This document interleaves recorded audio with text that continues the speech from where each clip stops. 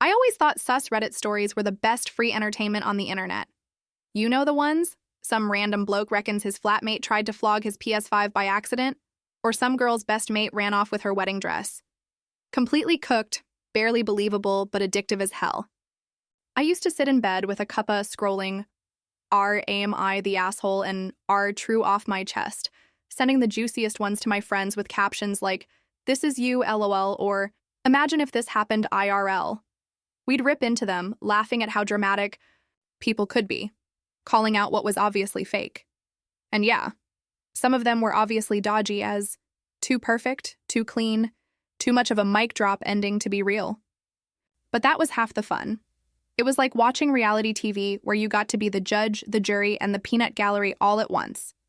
If you've never read a truly sus Reddit story, picture this. Someone writes a post saying, "My Mael brought a raw chicken to my wedding reception and said she was replacing the cake with it. Am I the asshole for telling her to leave?"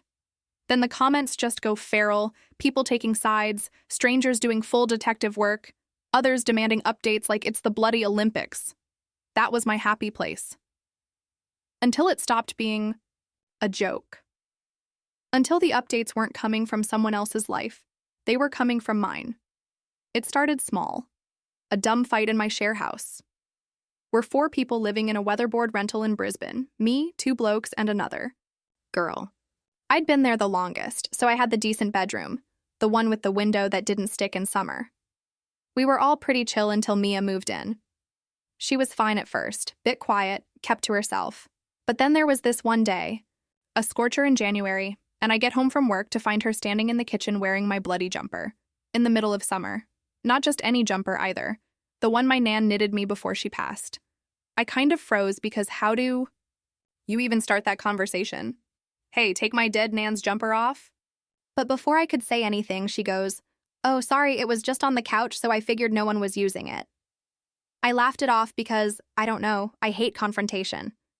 But later that night, I got a DM from my mate Dan. "Oi, is this your housemate?" He sent me a link to our Aus housing nightmares. And there she was, or at least someone with her exact description, in a post about a flatmate who steals sentimental items and pretends they're communal. The post was only a day old, and the comments were brutal. I showed her, half as a joke, but she went white. "That's not about me," she said too quickly. I wanted to believe her, but the details were dead on. That should have been the first red flag. Instead, I just chalked it up to weird coincidence. People post sus stuff all the time. Maybe it was someone else entirely. But then, a week later, another post popped up, this time on our AITA. Same writing style, same anonymous throwaway account. AITA for wearing my flatmate's jumper because I thought it was communal. And this time the comment section was even worse, full of strangers diagnosing her with personality disorders and telling the OP to move out. I didn't know whether to be creeped out or flattered that someone thought my life was worth posting about. The jumper thing blew over. But the vibe in the house changed. Little things started going missing. A mug here, a charger there, and somehow, every time I got annoyed enough to mention it, a similar story would appear online. Not always with perfect details, but close enough that I knew it was about us. At first, it was kind of funny. Then it wasn't. The day I found my Duna cover swapped out for a ratty old sheet from the linen cupboard, and then saw a Reddit post about my flatmate freaked out because I swapped her Duna cover, even though hers was dirty. I stopped laughing. Because here's the thing, mine wasn't dirty. She'd just taken it. And now tens of thousands of strangers were calling me unhinged in the comments. It was around that point I started doing what I'd sworn I'd never do, stalking my own life on Reddit. Every time I felt like something weird had happened in the house, I'd check the subs. And 9 times out of 10, there'd be a post that was just a little too close to home. The creepy part wasn't just that she was posting about us. It was that she was changing details so people wouldn't know it was her, but still keeping enough so that I'd know. It was like she wanted me to see it. Like it was part of the game. One Friday night, I was out at the pub with a couple of mates from work, and I overheard this group of people at the next table talking about a post they'd read. I nearly spat out my beer when I realized they were talking about one of our stories, the Duna cover one. I wanted to tell them they were wrong, that it wasn't how it happened at all. but I didn't even know where to start. How do you explain to strangers that your housemate is low-key running a PR smear campaign about you on Reddit? You just sound paranoid. It got worse when my boyfriend Luke got pulled into it. We'd been together about a year, and he was pretty chill. Didn't care for online drama, barely had social media. But then Mia posted about him. I was sure of it. The post was on Am I the Asshole, and the title was something like, AITA for telling my housemate's boyfriend he couldn't stay over more than twice a week. The OP painted him as this freeloading pest who ate everyone's food and left the toilet seat up. Which, okay, he did leave the seat up sometimes, but the rest was rubbish. The comment section went feral, calling him a parasite and a walking ick. He laughed it off when I showed him, but I could tell it bugged him. After that, he stopped coming over as much. And suddenly, Mia had the run of the house. Around that time, the in-law drama started. Not mine, Luke's. His mum, Sandra, had always been a bit much. The kind of woman who'd drop by unannounced and accidentally clean your kitchen just so she could tell you all the things you were doing wrong. But one Sunday Arvo, Luke called me out of the blue, sounding weird. Mum's moving in with me for a while, he said. Just like that. No discussion. I thought he was joking, but he wasn't. She'd had a fight with her partner and decided she needed a temporary place to stay. Which, coming from Sandra, basically meant forever. The problem was, Luke's place was tiny. 1-bedroom flat, barely enough space for him, let alone him and his mum. And guess who started posting about it? Yep. A few days later, I saw a thread on our Aussie Housing Nightmares titled, Housemate's partner's mum moved in and now she's controlling the whole flat. Except in this version, the OP made it sound like I was the controlling one, dictating who could stay where. The comments, as usual, were merciless. It was around then I started getting DMs from strangers. Some of them were just trolls, but a few were weirdly specific, like they actually knew me. One even referenced a conversation I'd had in my own kitchen. That's when the paranoia set in. I started wondering if Mia had a burner account just to message me, or if she'd got other people involved. One night, I was doom-scrolling through Reddit when I stumbled across something different. It wasn't on AITA or any of the housing subs.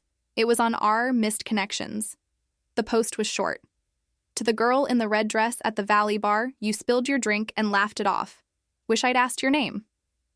At first, I didn't think much of it until I realized I had been at a bar in the Valley that weekend. I'd been wearing a red dress, and I had spilled my drink. I stared at the post for ages, trying to work out if it was just coincidence. Then I remembered. Mia had been there that night too, standing right next to me when it happened. I didn't reply to the post.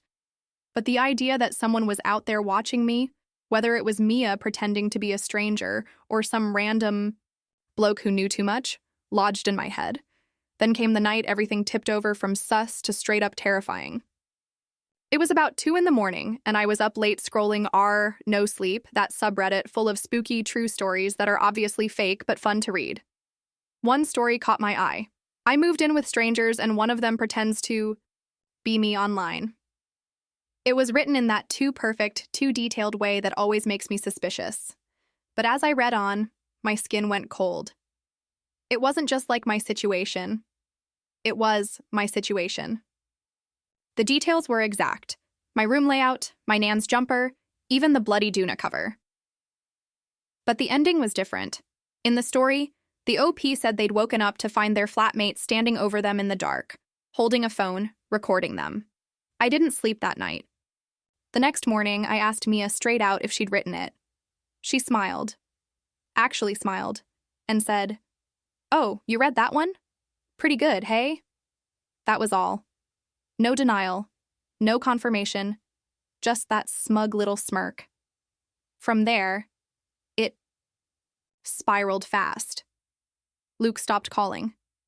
My friends were cold. People at work gave me weird looks. I found out later that someone, probably Mia, had posted about me on Am I the Asshole again, this time painting me as a manipulative cow who'd driven my boyfriend away and alienated everyone. The final straw was when I became the one posting. I made a throwaway and wrote my side of the story, desperate for someone to believe me. I didn't name names, didn't give the city, just told it straight. and Reddit tore me apart. The comments were the same as always.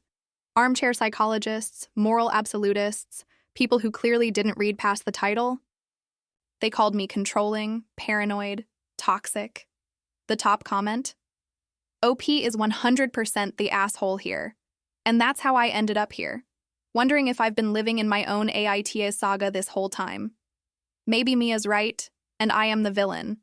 Or maybe this is just how it feels when your life turns into a sus Reddit story. You lose control of the narrative, and strangers decide who you are. Either way, I'm done scrolling. After I swore off Reddit, I actually managed a week without checking it. A whole 7 days. That might not sound like much, but when you've been living half your life in other people's comment sections, it's like going cold turkey. I kept telling myself that if I didn't read the posts, they couldn't get to me.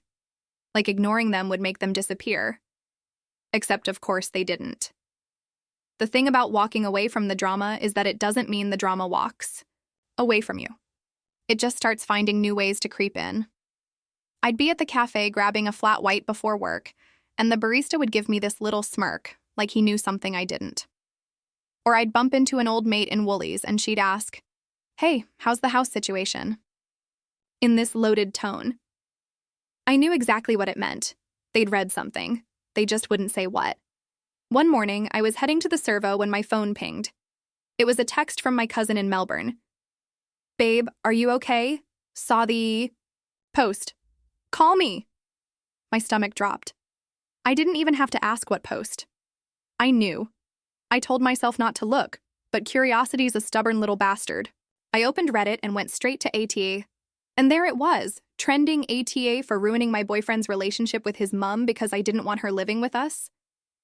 The story was written from the mum's point of view, except it wasn't exactly Sandra's voice. No, this had Mia's fingerprints all over it.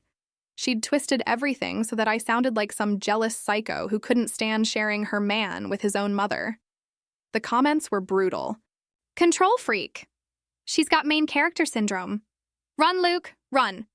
And right in the middle of the thread, like a cherry on top, was a comment from a random account saying, "OP, you should post the photo of her little meltdown so people can see what you're dealing with." I didn't even know there was a photo until that moment. And then it hit me. The day Sandra came over, I'd had an argument with Luke on the driveway. I'd been wearing trackies, hair in a bun, no makeup. I'd cried halfway through. I thought we were alone, but of course we weren't. I slammed my laptop shut so hard it nearly cracked, but it was too late. Someone had saved the photo. A few hours later, it was circulating on a gossip Facebook group. Not just the photo, but a caption.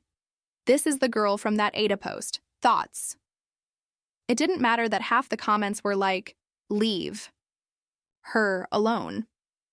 The other half were already making memes. Luke stopped replying to my messages after that. When I finally cornered him at his place, Sandra answered the door. She gave me this look like I was something she'd scraped off her shoe and said, "He doesn't want to see you right now." I laughed, not because it was funny, but because it was so bloody surreal. I walked away, and on the way home, I checked my phone. A new post had just gone up on R True Off My Chest. I finally told my toxic ex to stay away. For the first time, I realized this wasn't just some petty sharehouse drama anymore. This was, I don't even know what to call it. Reputation warfare, digital stalking. Whatever it was, Mia was winning. I started documenting everything. Screenshots, dates, times, anything I could think of. I even made a private Google Doc titled Receipts, because if Reddit taught me anything, it's that you always need your receipts. I figured that when the time came, I'd drop it all in one massive post, set the record straight. But here's the thing I didn't count on. Once people have decided who you are, the truth doesn't matter. I learned that the hard way when I got called into a meeting at work. My manager closed the door and gave me this awkward little speech about concerns that have been raised about my behavior outside of work. She wouldn't tell me who'd raised them, but I didn't need to ask. Apparently, someone had emailed the HR department a summary of my online history, complete with links to every sus post about me. And because my job's public-facing, they had to take it seriously. I walked out of there shaking. On the way home, I stopped at the pub, partly because I needed a drink, Partly because I couldn't bear to go back to the house just yet. I was halfway through my pint when some guy I didn't recognize walked up and said, "Hey, you're the girl from Reddit, aren't you?" I stared at him, waiting for the punchline, but he was dead serious. That night, I finally caved and went back to our missed connections. And there it was, another one. To the girl drinking alone at the pub after a bad day, I hope it gets better. Wish I could have said more. For a second, I thought maybe, just maybe, it wasn't about me. But then I noticed the username. It was the same as the first red dress post. That's when I knew this was about more than just Mia. Someone else was watching.